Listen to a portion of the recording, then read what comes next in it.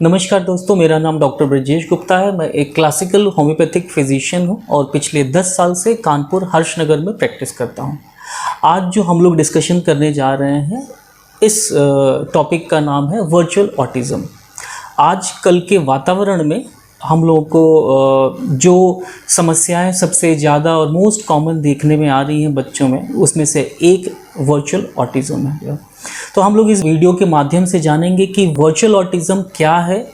और virtual autism एक classical autism से कैसे डिफरेंट है, वर्चुअल ऑटिज़म के क्या लक्षण हैं और उसके बाद इनके क्या कारण हैं और फिर इनका ट्रीटमेंट कैसे किया जा सकता है, और एक तरीके से अगर ट्रीटमेंट सही चल रहा है तो साइंस ऑफ इम्प्रूवमेंट, जिससे कि आप समझेंगे कि आपके बच्चे में किस तरीके का सुधार हो रहा है। ये सब चीज़ हम इस वीडियो के माध्यम से जानेंगे और अंततः कि होम्योपैथिक किस तरीके से आपके बच्चों को हेल्प कर सकती है टू रिकवर फास्टर। चलिए शुरू करते हैं हम लोग वर्चुअल ऑटिज़म के। जैसा कि हम लोग नाम से ही समझ सकते हैं, वर्चुअल ऑटिज़म ये डिसऑर्डर इस तरीके का है कि जो भी बच्चे 5 साल से कम उम्र के हैं और due to over exposure of digital screen in toddlers below the age of 5 years, यानी कि 5 साल से कम उम्र के बच्चे हैं और जिनमें ओवर एक्सपोजर है डिजिटल स्क्रीन का, उनमें ये समस्याएं देखने को मिलती हैं। और हमको यह समझना है कि ये ओवर एक्सपोजर बच्चों में किस तरीके से प्रभावित कर सकता है। 3 तरीके से प्रभावित होता है, जैसा कि इसका सोशल इंटरेक्शन कम हो जाता है, इसके अलावा बिहेवियरल चेंजेस हो गए, या फिर स्पीच एंड लैंग्वेज कम्युनिकेशन प्रभावित होता है। और यह समस्या उत्पन्न हो रही है over exposure to digital screen. इसी को हम लोग वर्चुअल ऑटिज़म बोलते हैं। अब चलिए हम लोग समझते हैं कि आखिर क्या है वर्चुअल ऑटिज़म डिसऑर्डर और ये किस तरीके से जो है क्लासिकल ऑटिज़म से डिफरेंट है। अब हम लोगों ने ये देखा कि इसका इम्पैक्ट सोशल इंटरेक्शन पर है, बिहेवियरल चेंजेस हैं और स्पीच एंड लैंग्वेज कम्युनिकेशन है जो है। इसके अलावा हम यह देखना चाहते हैं कि जो बच्चे का विकास हो रहा है वो पूर्णतः इस तरीके से नहीं हो रहा है कि वो सामाजिक उसमें समझ बढ़ रही हो या इमोशनल फैकल्टीज़ सही से डेवलपमेंट हो रहे हैं। बच्चा सिर्फ एक तरीके से स्क्रीन में इन्वॉल्व है और वह सिर्फ देख रहा है और सुन रहा है। इसका मतलब कि एक विजुअल इंटरवेंशन हो रहा है और ऑडिटरी इन्वेंशन हो रहा है। इसके अलावा किसी भी प्रकार के अदर 5 सेंसेस का इन्वॉल्वमेंट नहीं हो रहा है। तो वह बच्चा कोरिलेट नहीं कर पा रहा है एनवायरनमेंट से, अदर 5 सेंसेस से, जो कि एक ब्रेन के डेवलपमेंट के लिए बहुत ही महत्वपूर्ण है। यही सारी चीज़ें मिलकर के एक विजुअल ऑटिज़म डिसऑर्डर को उत्पन्न करती हैं। चलिए अब आगे हम समझते हैं कि वर्चुअल ऑटिज़म डिसऑर्डर किस तरीके से क्लासिकल ऑटिज़म डिसऑर्डर से डिफरेंट है जो है। अगर हम लोग बात करते हैं क्लासिकल ऑटिज़म डिसऑर्डर से, तो कहीं ना कहीं classical autism disorder overall nervous system और एसोसिएटेड फंक्शनिंग को अफेक्ट करता है, जिससे कि सोशल, इमोशनल और कॉग्निटिव फैकल्टी सभी इन्वॉल्व हैं और यह जेनेटिक और एनवायरमेंटल हो सकता है। लेकिन जहाँ तक हम बात करते हैं वर्चुअल ऑटिज़म डिसऑर्डर की, तो ये सिर्फ और सिर्फ एक तरीके से over exposure to digital screen और हो सकता है कि लेस पेरेंट किड इंटरेक्शन के द्वारा उत्पन्न होता है, जिससे कि आगे की समस्याएं होती हैं। और अगर हम लोग समझें कि जो समस्या उत्पन्न हुई है वर्चुअल ऑटिज़म डिसऑर्डर, उसके सिम्टम्स किस तरीके से मुख्य हैं, तो हम लोगों को समझना पड़ेगा कि अगर बच्चे में जो over exposure to digital screen है, अगर वह 3 घंटे या 3 घंटे से कम है, तो ज़्यादातर लैंग्वेज या स्पीच डिले और इसके अलावा शॉर्ट अटेंशन स्पैन, ये 2 मुख्य लक्षण आपको देखने को मिलेंगे। लेकिन अगर बच्चे का जो over exposure to screen time है वो 3 घंटे या 3 घंटे से ज़्यादा है,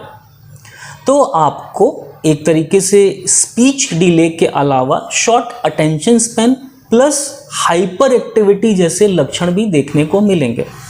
तो यह समझना है कि जो बच्चा है आपका या जिसकी आपके नियर एंड डियर वंस का, वह कितना समय स्क्रीन पर व्यतीत कर रहा है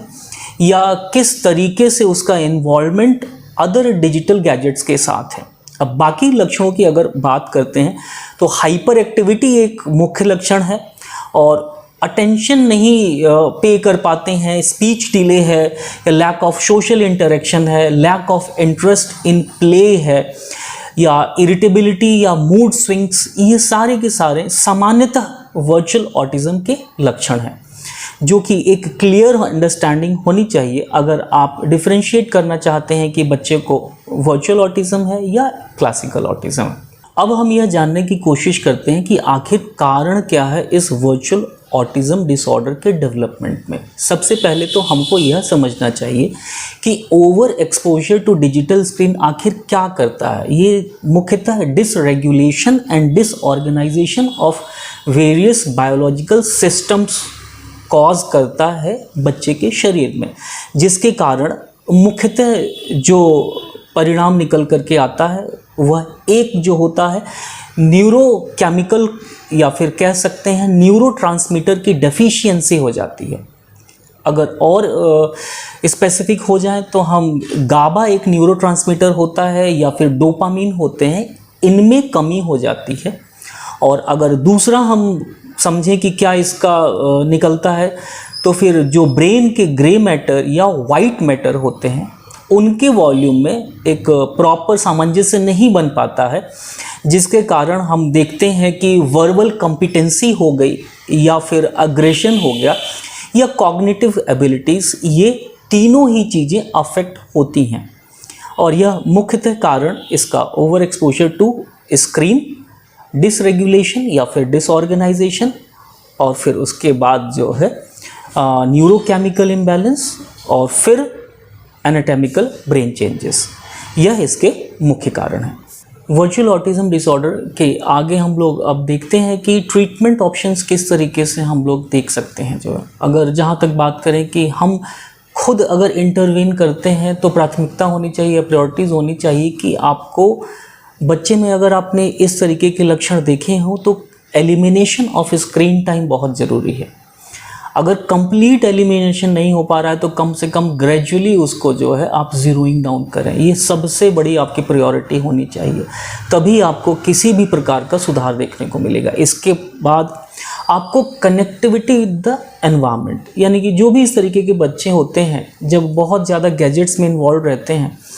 तो उनको सिर्फ एक तरीके से विजुअल और ऑडिटरी स्टिमुलस मिल रहा है, बाकी के स्टिमुलस जो है एनवायरनमेंट से वो परसीव नहीं कर पाते हैं और वो एनवायरनमेंट से रिलेट भी नहीं कर पाते हैं। तो आपको चाहिए कि आप बच्चे के साथ पार्क में जाएं या थोड़ा सा समय बाहर व्यतीत करें, वो समझे कि आपके एनवायरनमेंट में क्या है, किस तरीके से चल रही है। तीसरा, अगर हम लोग बात करते हैं तो एक क्वालिटी टाइम पेरेंट्स को बच्चों के साथ स्पेंड करना चाहिए और एक्टिविटीज़ में इन्वॉल्व होना चाहिए। और इसके बाद ऐसा भी करना चाहिए कि अगर आसपास आपके सोसाइटी में कुछ बच्चे हैं तो इंटरेक्शन विद अदर किड्स, ये भी एक बहुत ही महत्वपूर्ण चीज़ है जो आप प्रमोट कर सकते हैं बच्चों में, जो भी एक देखेंगे कि किस तरीके का बदलाव आ रहा है। इसके अलावा आप एनकरेज करें या एंगेज रहें बच्चे के साथ वर्क के, अगर आप कुछ चीज़ में इन्वॉल्व हैं तो आप कोशिश करें कि बच्चे को भी आप इस तरीके से एनकरेज हो कि वो आपके साथ आपके काम में इन्वॉल्व हो, तो उससे उसका परसेप्शन जो है चेंज होगा और ज़रूर बदलाव आएगा। तो जहाँ तक रही इस तरीके के ट्रीटमेंट की, अगर हम साइंस ऑफ इम्प्रूवमेंट की बात करते हैं कि आपने इतनी सारी चीज़ें की है कि उसका ट्रीटमेंट है या जो भी आपने स्टेप्स लिए हैं, तो किस तरीके के आपको इनिशियल साइंस ऑफ इम्प्रूवमेंट देखने को मिलेंगे और आप समझ सकेंगे कि हाँ, जो आप स्टेप ले रहे हैं सही, आप जो कहीं उसका ट्रीटमेंट चल रहा है तो ये सही चल रहा है। Child starts showing interest in playing activities. जो बच्चा पहले सिर्फ स्क्रीन में इन्वॉल्व रहता था और किसी चीज़ में इंटरेस्ट नहीं था, वह बच्चा अब एक प्लेफुल एक्टिविटीज़ में इंटरेस्ट शो करने लगेगा। ये एक बहुत ही बढ़िया साइन है जो है। इसके अलावा बच्चा आई कांटेक्ट शुरू करेगा। जो पहले over exposure to digital screen के कारण बच्चे को इतना फास्ट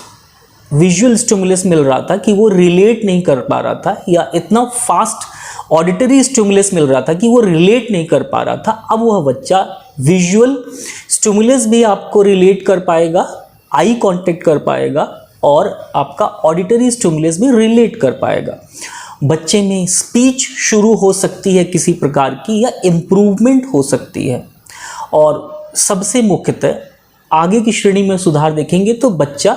स्पीच के साथ साथ हैंड जेस्चर्स भी शुरू करेगा जो है। तो यह सारे अगर आपको परिणाम देखने को मिलते हैं आपके इंटरवेंशन में, तो समझिए कि बच्चों में सुधार अच्छे से हो रहा है। तो यह सारी बात जो हमने चर्चा की है आज कि वर्चुअल ऑटिज़म क्या होता है, वर्चुअल ऑटिज़म क्यों होता है, वर्चुअल ऑटिज़म के कारण क्या है, वर्चुअल ऑटिज़म कितने प्रकार के हैं, या इसका ट्रीटमेंट किस तरीके से आप सहयोग कर सकते हैं, और इम्प्रूवमेंट किस तरीके से देख सकते हैं। तो ये बहुत ही एक इम्पॉर्टेंट सेशन रहा, जिसमें से कि कम से कम आप अपने आसपास या फिर घर में जो भी हैं बच्चे, अगर आपको इस तरीके के लक्षण देखने को मिलते हैं, और माँ बाप ज़्यादा से ज़्यादा, अगर ऐसा होता है कि इतने ज़्यादा बिज़ी हैं कि बच्चे को एंगेज करने के लिए वो हमेशा से जो है मोबाइल का या टैब का सहारा लेते हैं, उनको ये समझना चाहिए कि बच्चे को जो है यह चीज़ें कहीं ना कहीं डेवलपमेंटल एक रिग्रेशन या फिर जो है सर्वांगीण विकास में बाधित है जो है, और उसको ये एनकरेज ना करके एनवायरनमेंट से कनेक्शन हो गया, या फिर प्लेफुल एक्टिविटीज़ में, या फिर उसके साथ क्वालिटी टाइम स्पेंड करें, जिसका एक उसका प्रॉपर एक डेवलपमेंट हो। Thank you.